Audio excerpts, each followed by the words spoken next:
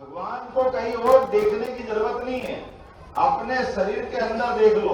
जिसको ये कहा गया है आत्मा सो परमात्मा, आत्मा में ही परमात्मा है। ये भगवान कृष्ण ने भी बोला, रविदास जी ने भी बोला। लेकिन रविदास जी का जो ये आनंद है, अपने जीवन काल में अपने काम को करते करते अपने देश धर्म पे भी स्वाभिमान के साथ झंडा गाड़ के रहने का अगर बड़ा रिकॉर्ड किसी के नाम पे तो रविदास जी के नाम पे हमें इस बात का गर्व है।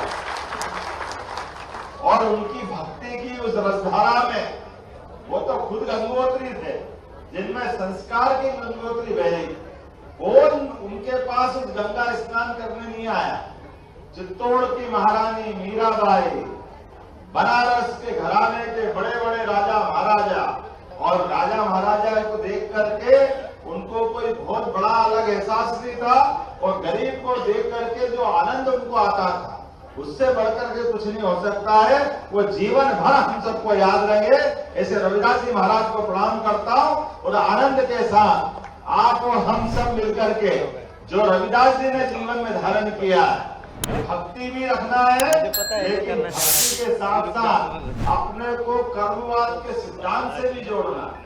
उनका तो दर्शन इतना बड़ा था, कोई सोच सकता था कि अपने हाथ से अपने जीवन को चलाने के लिए जितना कमाएंगे उसका आधा समाज के लिए बांट देंगे। ये कोई कर सकता तो केवल रविदास जी महाराज कर सकते, और उनसे कोई अलावा उनके अलावा कोई नहीं कर सकते। इतना बड़ा उदाहरण है। हमारे द्वारा बनाए गए 2 उनके दुकान के सामान, उसमें से एक अपने जीवन के लिए और एक का सारा खर्चा अपने भक्तों के लिए। इसीलिए तो भगवान ने भी उनकी परीक्षा ले ली। ऐसा कहते कि एक बार भगवान उनके कष्ट देख करके पारसमणि देने आ गए साधु सन्यासी के भेष, और कहा कि महाराज ये आप इतना अच्छा काम करते थे, पारसमणि रख लो। इससे क्या होता है? बोले इससे जिसको छुआओगे सोना बन जाएगा। फिर क्या होगा? बोले सोने से आपके सारे कष्ट मिट जाएंगे। बोले मेरे को जरूरत नहीं है। बोले नहीं, मेरी इच्छा दे दो। परमात्मा स्वयं देने जिनके पास आए, तो ज्यादा आग्रह करा तो भगवान से लेकर के उनने अपनी टापरी में ऊपर लकड़ी में लगा ली। कुछ दिनों बाद देखा कि महाराज तो वैसे के वैसे ही। कुछ समय बाद आए, उनको लगता कि रविदास जी का है। बोले वही वो भजन कर रहे, आनंद कर रहे। उनसे पूछा क्यों महाराज मैंने आपको पारसमणि दी थी? बोले हाँ दी थी। कहाँ है? बोले वो रखी हुई है। तो बोले वो रखने के लिए थोड़ी दी थी, आप अपने जीवन में उपयोग करो। बोले भगवान ने मेरा, आपने जो मुझे जो हाथ दिए ना, वो हाथ ही परमात्मा ने मुझे जीवन भर के लिए प्रेरणा दी। ऐसे मेहनत के अलावा आने वाला धन दौलत इसकी कोई आवश्यकता नहीं। हम इसको कोई साथ में लेके अपने भगवान के वहां जाने वाले नहीं, सब यहीं का यहीं छूट जाएगा। ऐसे में हमारे साथ अगर कोई जाएगा तो हमारे पुण्य कर्म जाएंगे, हमारे सदकर्म जाएंगे, हमारी सद्भावना जाएगी, समाज का विश्वास जाएगा, सबका प्रेम जाएगा और जीवन का आनंद जाएगा। इसको कमाने के लिए हम जीवन में आते हैं। ये जो उदात्त भाव लेके चलने वाला अगर कोई है, इसलिए उनको संत शिरोमणि की उपाधि मिली। ये संत शिरोमणि की उपाधि ऐसे नहीं मिलती। अगर हम किसी का नाम लेते तो ऐसे ले लेते, लेकिन संत शिरोमणि अगर कोई है, जिसको मैंने कहा पारसमणि से भी बड़ी जिसके पास है, कि संतों की शिरोमणि जो है वो है रविदास जी के नाम पर। मैं भी अपनी ओर से आप सबको बधाई देता हूँ। और मित्रों, मुझे कुछ प्रसादी बताई नगर निगम की, उसके माध्यम से ये महापौर भी है, अध्यक्ष भी है और विधायक भी है।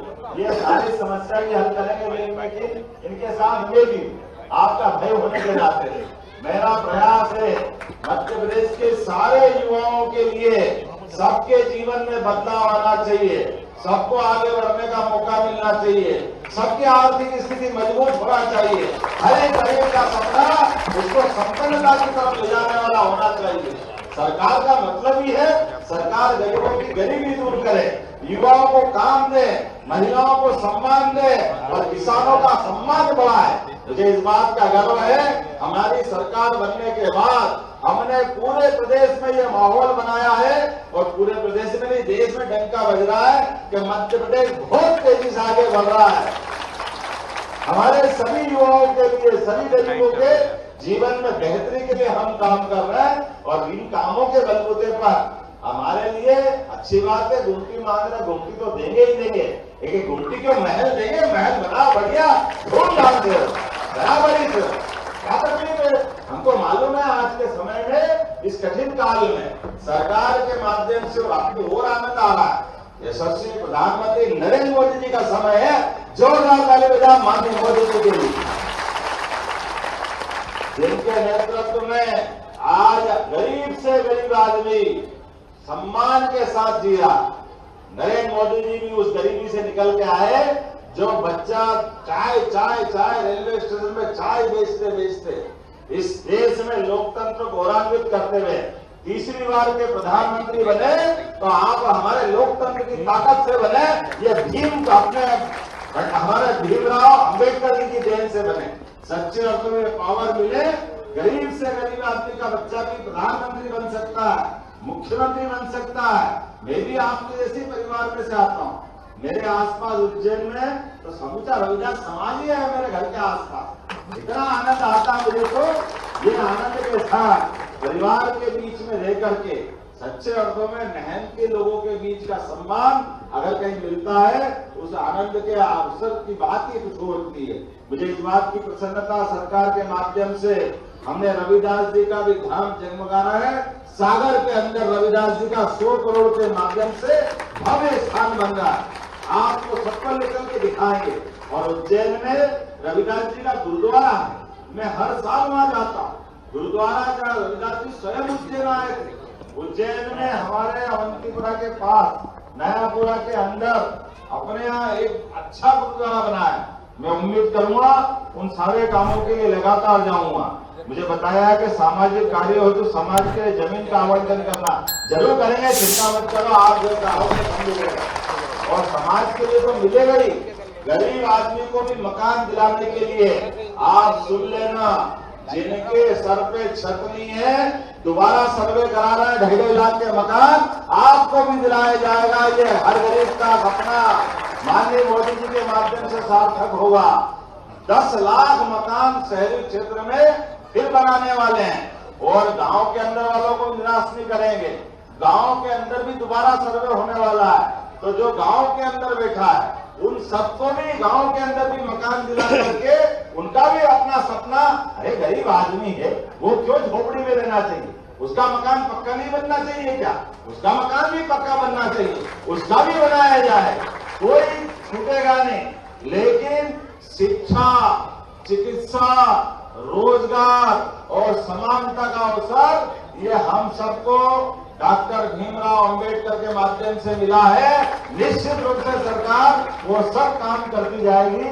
आज के इस अवसर पर मेरी अपनी ओर से बधाई। एक बार फिर बोले रविदास जी महाराज की। मुझे तुरंत जाना था दिल्ली, फिर भी मैंने कहा मैं आधे घंटे एडजस्ट करके आऊंगा, क्योंकि आज ये 24 तारीख को जो मोदी जी आने वाले हैं और विश्व ग्लोबल इन्वेस्टर समिट है, विश्व के सभी राजदूतों के साथ मुझे दिल्ली में बैठना था, लेकिन हमने कहा थोड़ी देर से बैठेंगे उनके साथ, पहले रविदास जी से मुलाकात करेंगे, आपके अपने भक्तों के बीच चलेंगे, रविदास जी का आशीर्वाद लेके तो सफलता होगी।